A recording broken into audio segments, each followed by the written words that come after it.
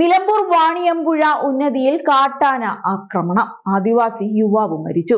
ഉടൻ വന്നു പ്രതികരണവുമായി PV അൻവർ.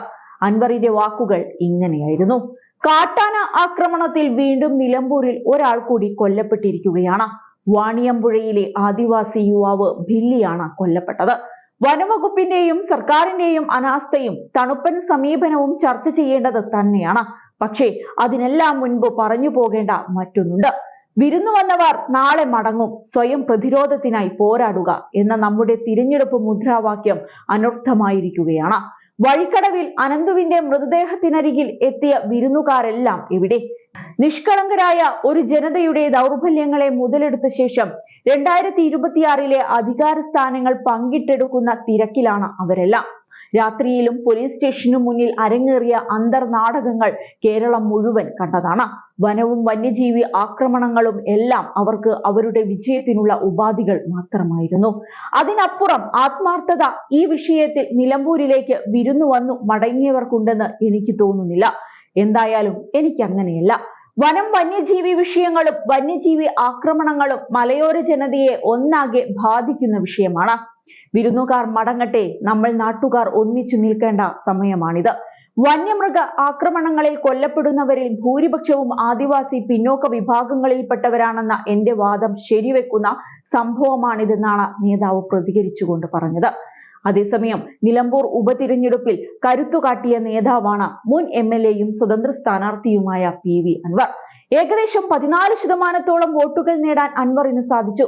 തുടക്കം മുതൽ തന്നെ ഓരോ റൗണ്ടിലും 1000-ലധികം വോട്ടുകളുടെ ലീഡ് നേടാൻ അൻവറിന് കഴിഞ്ഞിരുന്നു. ആദ്യ റൗണ്ട് വോട്ടെണ്ണിയപ്പോൾ തന്നെ UDF-നെയും LDF-നെയും വിറപ്പിക്കുന്ന പ്രകടനമാണ് അൻവർ കാഴ്ചവെച്ചത്. താനൊരു ചെറിയ മീനല്ലെന്ന് വ്യക്തമാക്കിക്കൊണ്ട് 1588 വോട്ടുകളുടെ ലീഡാണ് അൻവർ നേടിയെടുത്തത്.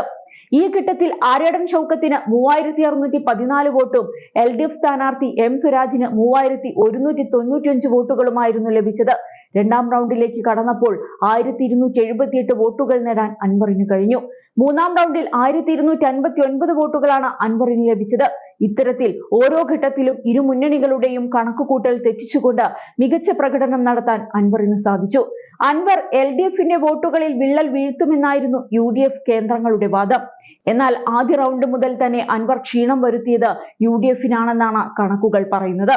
ശക്തി കേന്ദ്രങ്ങളിൽ പോലും അൻവർ UDF-ന്റെ കണക്കുകൂട്ടലുകൾ തെറ്റിച്ചു. അതേസമയം വോട്ടെണ്ണലിനു പിന്നാലെ അൻവറിന്റെ ശക്തി തിരിച്ചറിഞ്ഞുവെന്ന് തെളിയിക്കുന്ന പ്രതികരണങ്ങളാണ് UDF-ൽ നിന്നും ഉണ്ടായത്. അൻവർ UDF-നൊപ്പം നിൽക്കേണ്ടതായിരുന്നുവെന്നും അദ്ദേഹത്തിനു മുന്നിൽ ഞങ്ങൾ വാതിൽ കൊട്ടിയടച്ചിട്ടില്ലെന്നുമാണ് KPCC അധ്യക്ഷൻ സണ്ണി ജോസഫ് പറഞ്ഞത്. അൻവറിനെ മുന്നണിയിലേക്ക് എടുക്കുന്ന കാര്യം നേതൃത്വം ആലോചിച്ച് തീരുമാനമെടുക്കുമെന്നും അദ്ദേഹം വ്യക്തമാക്കിയിരുന്നു. താൻ ജയിച്ചില്ലെങ്കിൽ ആര്യാടൻ ഷൗക്കത്ത് ജയിക്കണമെന്ന ആഗ്രഹമാണ് കഴിഞ്ഞ ദിവസം PV അൻവർ പങ്കുവച്ചത്. UDF പ്രവേശനം തന്നെയാണ് അൻവർ ലക്ഷ്യം വെക്കുന്നതെന്നാണ് ഇതിലൂടെ വ്യക്തമായത്. കോൺഗ്രസ് കൂടി നിലപാട് മയപ്പെടുത്തിയതോടെ ഇനി അൻവറിന് കാര്യങ്ങൾ എളുപ്പമായേക്കുമെന്നാണ് വിലയിരുത്തപ്പെടുന്നത്.